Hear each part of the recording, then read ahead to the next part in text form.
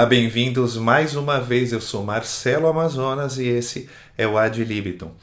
A exemplo de tantos outros, esse é mais um episódio que surgiu na esteira de outro assunto. Eu recebi a sugestão de um colega nosso, um inscrito aqui do canal, o Gilson Santos, grande compositor, arranjador do Rio de Janeiro. Você pode olhar aí na web, tem trabalhos dele, um monte de música legal, sopro, orquestra, peça solo, enfim, já escutei umas coisas, gostei bastante, acho que vale a pena conhecer. Bom, o Gilson me sugeriu que eu falasse sobre os acordes com barra, ou slash chords, e depois de pensar um pouco, ler um pouco sobre esse assunto, resolvi sim fazer o episódio de hoje para falar sobre esses slash chords, acordes com barra, mas para falar também sobre outras formas de notação musical que utilizam as barras. Achei interessante ver como esse simples sinal aparece em diferentes contextos. E assim como no episódio das aproximações cromáticas, esse assunto de hoje ele também me fez pensar novamente em como nós, músicos contemporâneos, nós fazemos música, nós pensamos tanto improvisação como os acompanhamentos, sobretudo, né, os acompanhamentos de uma forma bem semelhante à dos músicos do período barroco. E a meu ver, isso acontece porque apesar das diferenças do tempo, de estilos, a gente continua lidando basicamente com as mesmas questões técnicas elementares, com os mesmos pré-requisitos necessários para a execução de uma música. E esses pré-requisitos, por sua vez, eles estão ligados às notações musicais. Para além da leitura de uma partitura tradicional, um músico hoje em dia deve ser capaz de trabalhar com partituras codificadas, como faziam os músicos lá do Barroco, né? Isso implica no domínio de uma série de conhecimentos específicos. Na música popular, essas codificações, elas incluem símbolos, letras, barras e outros, e elas constituem por si só uma forma de notação musical, que é comumente chamada de partitura guia ou simplesmente de guia. Essas guias são normalmente utilizadas em grupos de instrumentos considerados de base, né? Tanto quando eles atuam como um conjunto independente, em trios, quartetos, como quando eles integram a seção de uma banda grande, né? De uma big band ou de uma orquestra. Esses grupos são formados normalmente por bateria, baixo, piano e guitarra. Bom, essas guias elas contêm as informações rítmicas e harmônicas básicas, e apesar da gente contar, como eu falei, com uma série de símbolos e cifras que são bastante abrangentes, a gente ainda tem que lidar com aquelas mesmas questões lá do barroco, com distribuição, encadeamento, condução de vozes, ornamentos, contramelodias e linhas de baixo. Então, essas questões, elas já estão implícitas nesse tipo de notação que a gente utiliza hoje em dia. E para mim, essa é a grande diferença entre tocar uma música totalmente escrita, naquele formato dito música clássica, né? Ou tocar no formato popular. Quando a peça é escrita já no clássico pelo compositor, ele já fez essas escolhas e já escreveu tudo, enquanto que com essas guias, né, no formato popular, todas essas questões são deixadas a cargo do instrumentista.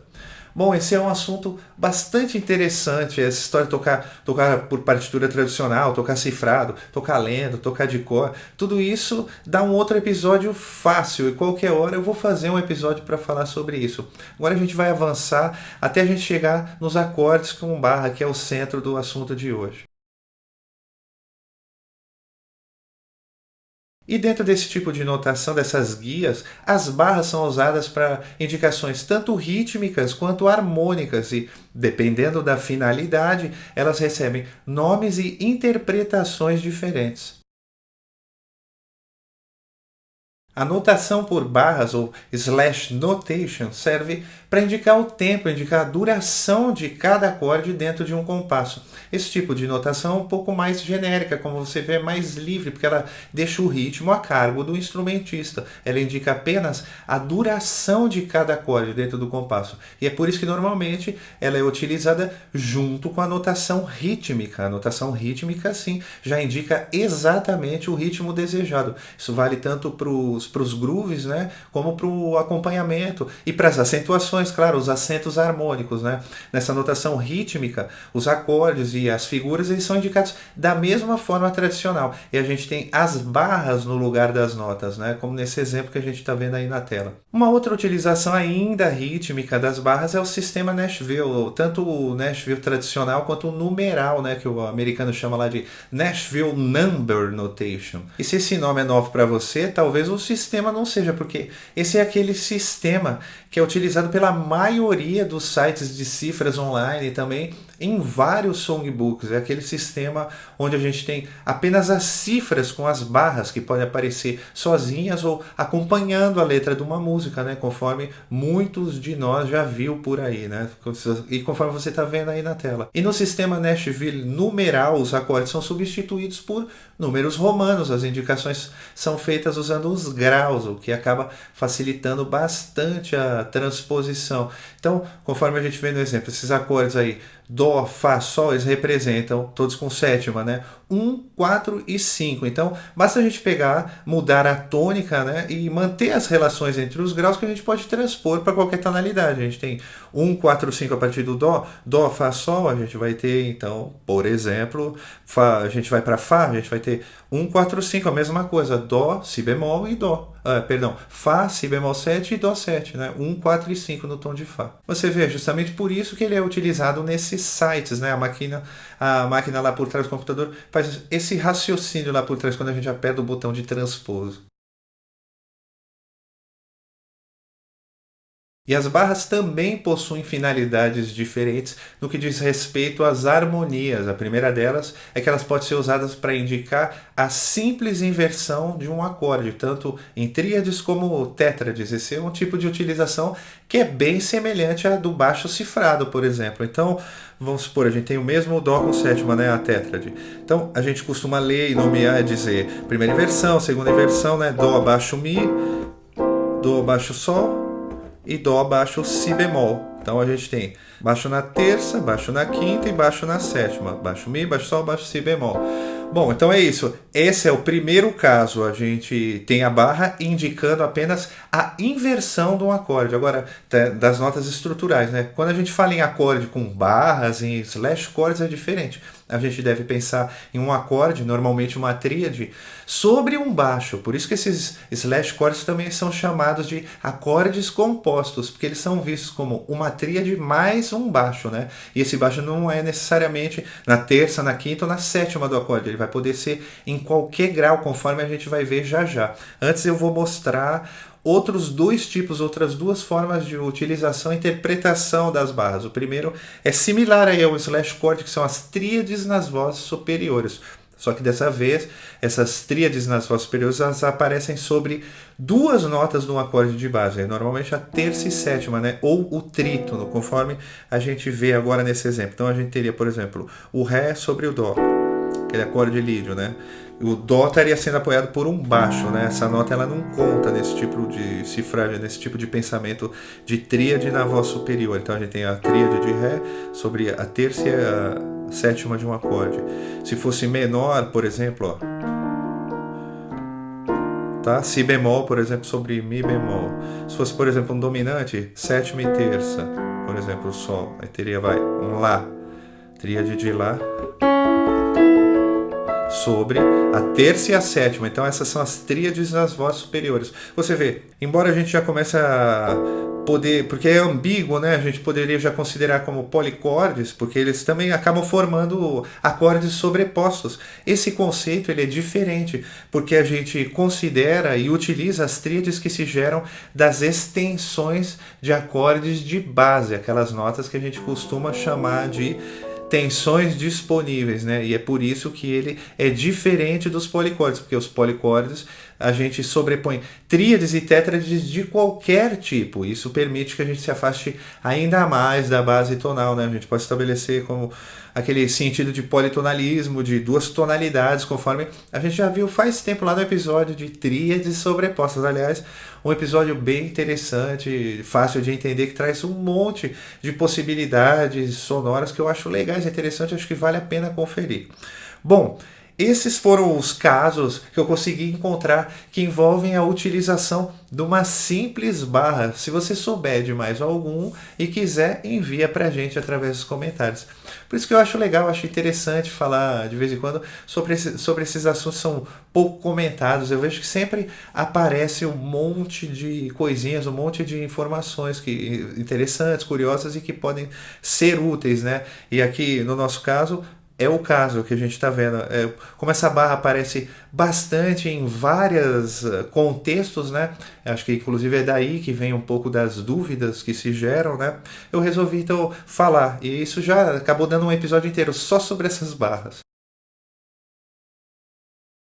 Bom, e agora que a gente já viu as várias interpretações e aplicações das barras, a gente vai se concentrar em uma delas, que são os acordes com barras, né? Popularmente chamados de slash chords. Vamos ver as sonoridades e as possibilidades de escala dentro desse tipo de acorde. Assim a gente vai ampliando as nossas possibilidades. Então, olha, a gente começa naturalmente ilustrativo para a gente fazer para todos os graus, né? Então, são tríades maiores, tá? A gente, quando fala slash chord, está pensando uma tríade sobre o baixo. De novo, eu repito. Então, a gente vai fazer o dó e vai vendo com todos os outros graus, né?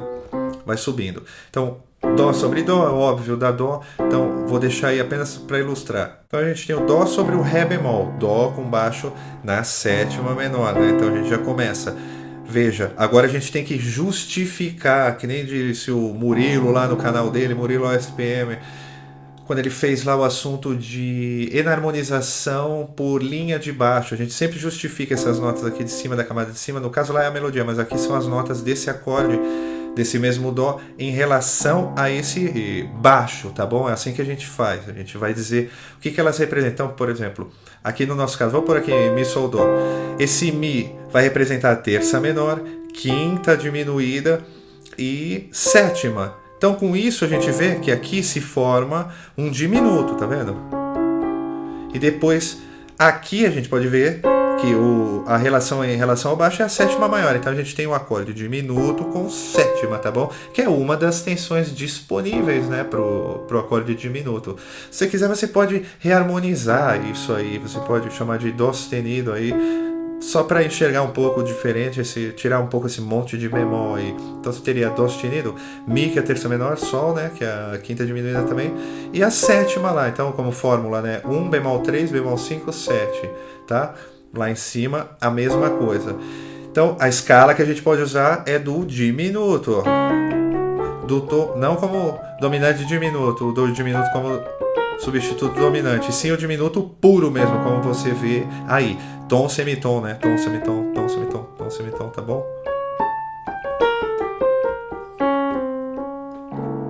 Próximo, a gente tem o ré, o dó sobre com baixo ré, tá? Dó sobre o ré. Então, a gente vê a mesma coisa, olha, como eu falei, ele vai facilitando essa leitura, vai dando um shape. Por exemplo, esse acorde, se a gente tivesse que cifrar da forma tradicional, a gente teria que colocar então 1, sétima menor, né? Ré menor 7, 9 e 11, ou Ré menor, é o típico acorde sus, né? A típica sonoridade sus. A gente pode usar o mixolídio nele, ó.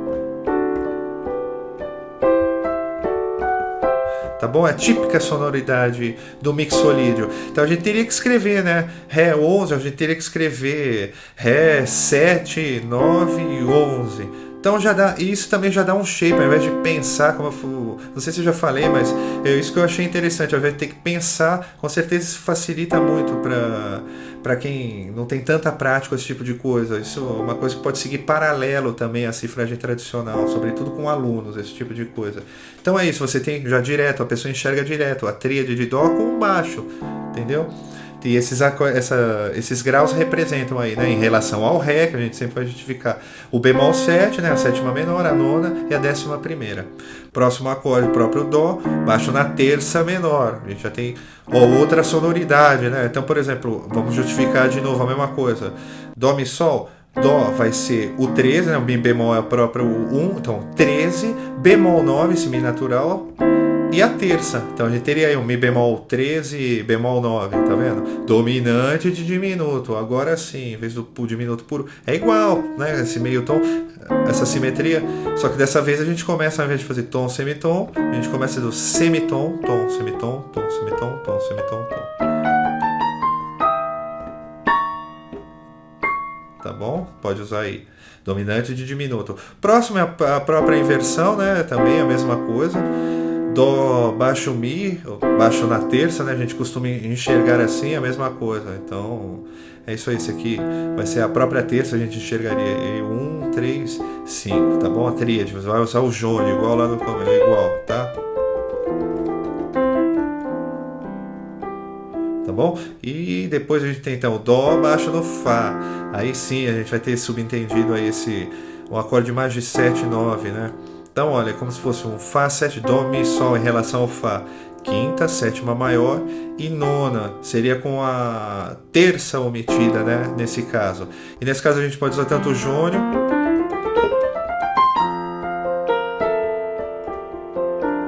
tá? Ou pode usar o lídio.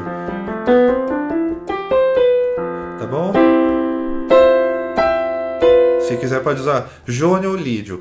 No próximo então a gente tem com o bemol 5, o Dó sobre o Sol bemol, sobre a quinta diminuída, né? Então Dó, Sol bemol, já vai dando aí uma alteração, as sonoridades alteradas. Então olha, esse Sol bemol de novo, justificando. Dó, bemol é o quinto diminuto, né? Quinto grau diminuído. Sétima do acorde, Fá sustenido, né? Ó, tá vendo? E Sol seria a nona bemol. De novo aquele meio tom, de novo dominante de diminuto, tá vendo? Ó, é meio tom, tom, meio tom, tom, meio tom, tom, semitom, tom, semitom, tom. Tá bom?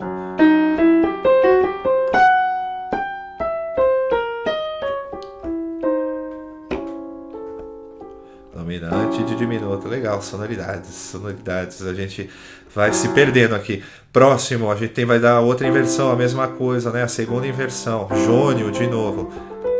Tá bom? Então, próximo é o Dó sobre o Lá bemol. Agora sim, a gente vai ter, olha, Lá bemol. O Dó, desse Dó de cima, da tríade de cima, né?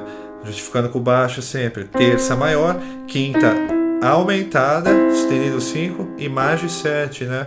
Sétima maior. Então a gente tem aquele lídio aumentado, que é o terceiro grau da melódica. No caso aqui seria do Fá. Seria terceiro grau é de quem? Do Fá, né? Tá bom?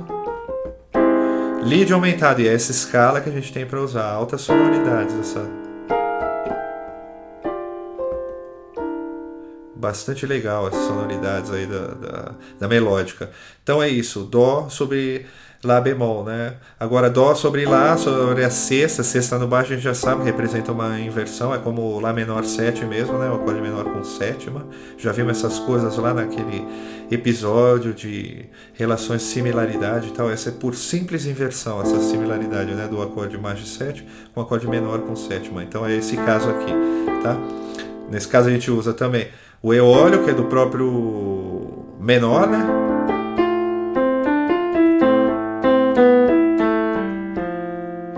Tá?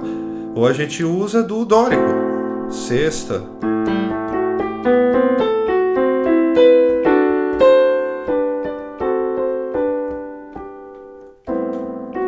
Tá bom? Sexta. Então, eólio ou dórico, dórico ou eólio. Aí a gente tem o Dó, Dó com baixo em Si bemol, a típica sonoridade do lídio, né? Aquela sonoridade aberta. Então, olha, esse Dó, as notas em relação ao Si bemol, o baixo, que a gente teria a nona, sustenido 11 e o 13. Então, a gente teria um Si bemol, 9, sustenido 11 e 13. Tá vendo? Já é prático, você põe lá um Dó sobre Si bemol e pronto, a pessoa já não pensa nesse monte de grau naquele sentido. Tem que saber tudo, não tem jeito. Mas como uma forma prática, às vezes uma big band prática, prática de conjunto, coisas assim, é legal que vai dando essa forma mais à mão, né? Vai acelerando e isso também motiva muitas vezes quem está começando, né? Tá começando esse tipo de sistema.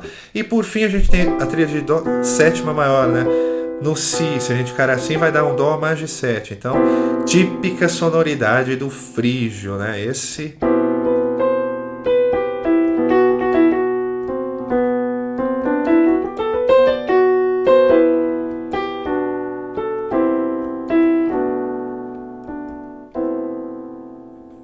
Bom, e além de todas essas outras questões, além da utilização, tudo que a gente viu sobre as barras, hoje a gente viu os slash chords maiores, as tríades maiores sobre um baixo. Então, a gente viu constituição, os acordes e as possibilidades de escala dentro desses acordes. Logo, logo, vou fazer um das tríades menores. Se você gostou, de alguma forma achou útil essas informações, então eu peço para que você compartilhe, espalhe essas informações, esse conhecimento aqui pela web. Dúvidas, críticas, sugestões, embrulha tudo num pacote binário e envia através dos comentários para esse nosso canal. Mais uma vez, deixo um grande abraço e até uma próxima.